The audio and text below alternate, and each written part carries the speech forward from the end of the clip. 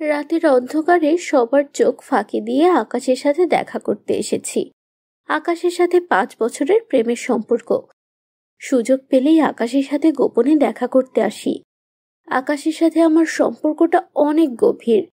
ও সুযোগ পেলেই আমার কাছাকাছি আসতে চায়। আমি ওকে বাধা দেই না।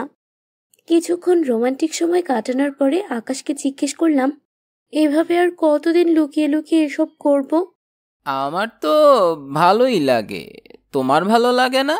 এক সময় ভালো লাগতো, কিন্তু এখন আর ভালো লাগে না। কেন? এখন আর ভালো লাগে না কেন? বাসা থেকে বিয়ের জন্য চাপ দিচ্ছে। কবে বিয়ে করবে আমাকে? আরে সময় হলেই বিয়ে করব। এখন চলো বাসায় যাই, অনেক রাত হয়ে গেছে। আকাশকে বিয়ের কথা বললেই ও সব সময় এড়িয়ে যায়। যাই হোক, আসলেই অনেক রাত হয়ে গেছে। তাড়াতাড়ি বাসায় ফিরে যাচ্ছি। চুপি চুপি বাড়ির ভেতরে ঢুকেছি, যেন কেউ টের না পায়। তারপর আমার রুমে এসে শান্তির নিঃশ্বাস ফেলছি। যাক বাবা, আজকেও কেউ টের পায়নি, বাঁচা গেল। অনেক রাত হয়েছে, সেই সাথে অনেক ঘুম পাচ্ছে। সকালে মায়ের ডাকাডাকিতে ঘুম ভাঙল। সাধারণত মা কখনো আমাকে ঘুম থেকে ডেকে তোলে না। আমার যখন ইচ্ছা তখন ঘুম থেকে উঠি। আজকে হঠাৎ মা কেন আমাকে ঘুম থেকে ডেকে তুললো সেটাই বুঝতে পারছি না। মাকে জিজ্ঞেস করলাম, কি গো মা, কিছু হয়েছে? আজকে এত সকালে ঘুম থেকে ডেকে তুললে যে? আরে আজকে ছেলেপক্ষ তোকে দেখতে আসবে, তুই তাড়াতাড়ি তৈরি হয়ে যা। ছেলেপক্ষ দেখতে আসবে মানে? কি বলছো এসব? আরে আমিও আগে জানতাম না, তোর বাবাই এইমাত্র আমাকে বলল। হঠাৎ করে ছেলেপক্ষ দেখতে আসবে মানে কি? আর এসব ব্যাপার হঠাৎ করেই হয়। তোর বাবাও তো হঠাৎ করে আমাকে একদিন দেখতে গিয়েছিল। তারপর 1 মাসের মধ্যে তোর বাবার সাথে আমার বিয়ে হয়ে গিয়েছিল। কিন্তু মা, আমি এখন বিয়ে করতে চাই না। বিয়ের আগে সব মেয়েরাই এমন বলে যে বিয়ে করতে চায় না। এখন তুই যা, তাড়াতাড়ি সাজগোজ করে তৈরি হয়ে নে। মা আমাকে কথা বলার কোনো সুযোগই দিল না। আমাকে সাজগোজ করার কথা বলে চলে গেল। কি যে করব কিছুই বুঝতে পারছি না। এখন তো বাড়ি থেকে বের হবারও কোনো উপায় নেই। বাধ্য হয়েই সাজগোজ করে বসে আছি। ছেলেপক্ষ দেখতে এসেছে। সবাই আমাকে জোর করে ছেলেটার সাথে বাইরে কথা বলতে পাঠিয়েছে। ছেলেটার সাথেই বাইরে ঘোরাঘুরি করছি। আমিও কোনো কথা বলছি না। ছেলেটাও চুপচাপ আছে। ছেলেটাকে দেখে ভালোই মনে হচ্ছে, কিন্তু আমার তো বয়ফ্রেন্ড আছে। অনেকক্ষণ বাইরে ঘোরাঘুরি করার পরে দুজনে একটা জায়গায় এসে বসেছি। আমার তো এভাবে চুপচাপ থাকতে আর ভালো লাগছে না।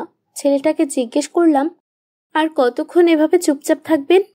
না মানে, আপনি তো কিছু বলছেন না, তাই আমিও চুপচাপ আছি।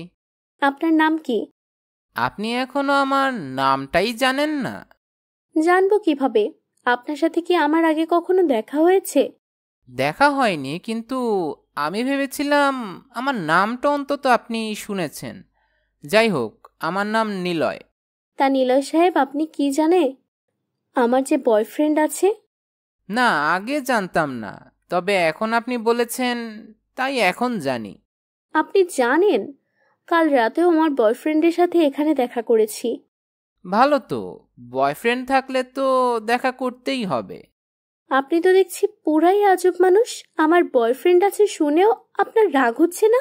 রাগ হবার কি আছে? রাগ করার মতো কিছুই তো করেননি আপনি। যেই মেয়েকে আপনি বিয়ের জন্য দেখতে এসেছেন সেই মেয়ের বয়ফ্রেন্ড আছে শুনেও আপনার রাগ হচ্ছে না? না, রাগ হচ্ছে না, বরং ভালোই লাগছে, কারণ আপনার মতো সত্যবাদী মেয়ে আজকাল তো পাওয়াই যায় না। আপনি কি পাগল নাকি? আপনি জানেন আমার বয়ফ্রেন্ডের সাথে আমি ওইসব করেছি, কাল রাতেও করেছি। তাই নাকি? আপনি নিজের মুখে সব স্বীকার করেছেন, এটা দেখে অনেক ভালো লাগলো। আপনি আসলেই একটা পাগল। আপনার জায়গায় অন্য কোনো ছেলে হলে এতক্ষণে আমাকে ফেলে রেখে চলে যেত। আমি তো চলে যাওয়ার জন্য আসিনি, আমি এসেছি আপনাকে বিয়ে করতে। আপনার মতো পাগলকে আমি বিয়ে করতে পারবো না। আপনি বিয়ে না করতে চাইলেও আপনার বাবা মা জোর করে আমার সাথেই আপনার বিয়ে দিবে।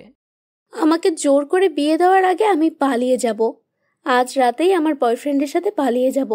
আমার মনে হয় সেই সুযোগটা পাবেন না, কারণ আজকেই আপনার সাথে আমার বিয়ে। ছেলেটার কথা শুনে আমার মেজাজ গরম হয়ে যাচ্ছে।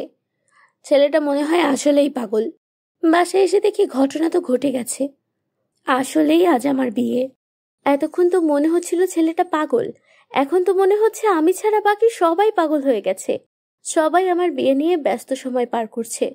মাকে সামনে পেয়ে জিজ্ঞেস করলাম, ও মা, এগুলো কি হচ্ছে? আসলেই কি আজকে আমার বিয়ে? তোর ভাগ্য ভালো, তোর জন্য একটা ছেলে পেয়েছি, নয়তো তোর মতো মেয়েকে কোনো ছেলেই বিয়ে করতে রাজি হতো না। এসব তুমি কি বলছো মা? তুমি আমার সাথে এভাবে কথা বলছো কেন? তুই কি ভেবেছিলি আকাশের সাথে তুই যে গোপনে মেলামেশা করছিস সেটা কি কেউ জানে না? প্লিজ মা, আমাকে মাফ করে দাও। আমি আকাশকে অনেক ভালোবাসি। আমি আকাশকে বিয়ে করতে চাই। কিন্তু আকাশ তো তোকে বিয়ে করতে চায় না। তোর বাবা আকাশের বাড়িতে গিয়েছিল তোর বিয়ের প্রস্তাব নিয়ে। আকাশের বাবা মা তোর বাবাকে অপমান করে বাড়ি থেকে বের করে দিয়েছে। এসব তুমি কি বলছো মা? আকাশের সাথে তো কাল রাতেও আমার দেখা হয়েছিল। তখন তো আকাশ আমাকে কিছুই বলেনি।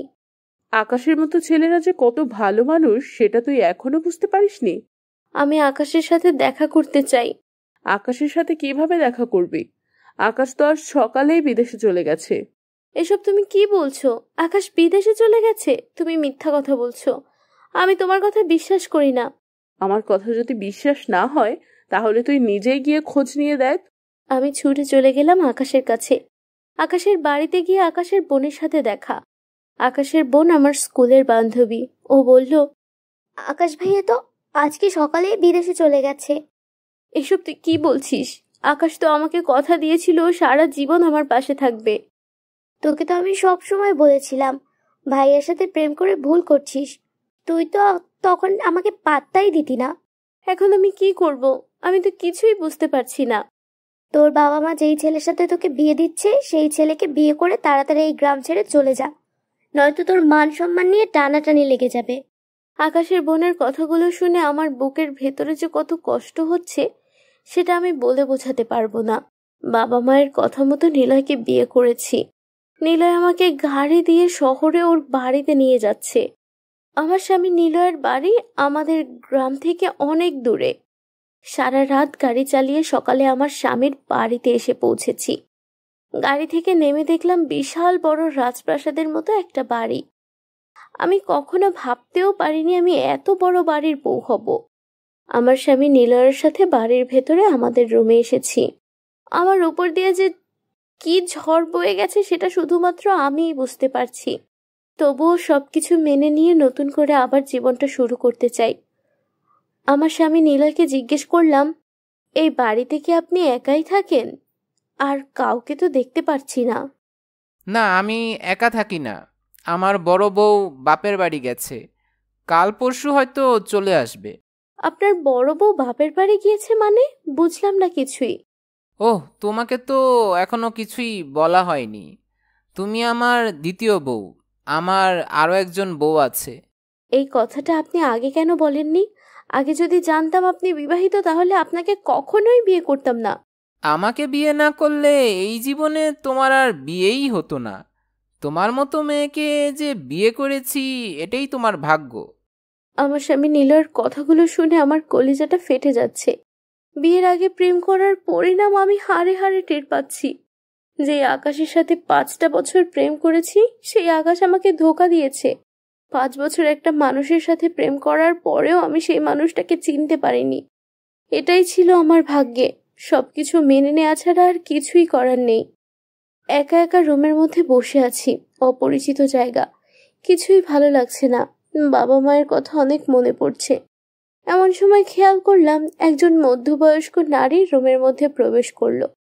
সে আমাকে উদ্দেশ্য করে বলল, আমার জামাই তো দেখছি রাজকন্যার মতো একটা বউ নিয়ে এসেছে। আমার তো তোমাকে অনেক পছন্দ হয়েছে। আপনি কে? আপনাকে তো ঠিক চিনতে পারলাম না। আমি তোমার স্বামীর প্রথম স্ত্রী। 15 বছর আগে আজকের এই দিনে তোমার স্বামী নিলয় আমাকে বিয়ে করে এ বাড়ির বউ বানিয়ে নিয়ে এসেছিল। আপনার কষ্ট হচ্ছে না? আপনার স্বামী যে আর একটা বিয়ে করলো সেই জন্য আপনার কষ্ট হচ্ছে না? ও মা, কষ্ট হবে কেন? আমি নিজেই তো নিলয়কে বলেছি আর একটা বিয়ে করতে, কারণ এই 15 বছরে আমি বাচ্চার মা হতে পারিনি। ও, এখন বুঝতে পারছি আমাকে কেন বিয়ে করেছে। তুমি কোনো চিন্তা করো না, তুমি আমার ছোট বোনের মতো থাকবে এই বাড়িতে। তোমার যখন যা লাগবে আমাকে বলবে। এখানে তোমার কোনো অভাব হবে না। আশা করি আমরা দুজনে মিলে সুখে সংসার করতে পারবো। আপনার কথাগুলো শুনে অনেক ভালো লাগছে। আচ্ছা, আমি আপনাকে কি বলে ডাকবো? আমার নাম রূপা, তুমি আমাকে রূপা আপু বলেই ডাকবে। রূপা আপু অনেক ভালো। প্রথম দেখাতেই আমাকে আপন করে নিয়েছে, ছোট বোনের মতো আদর স্নেহ করছে। বিয়ের পরে আমার দিনগুলো আনন্দেই কাটছে। আস্তে আস্তে পার হয়ে গেছে 2টা বছর। আমার স্বামী নিলয় আমাকে আর রূপা আপুকে সমান ভালোবাসা দিয়ে সুখে রাখছে। এক সন্তানের মা হয়েছি। আমি আমার ছেলেকে যতটা আদর করি তার চেয়ে 1000 গুণ বেশি আদর করে রূপা আপু।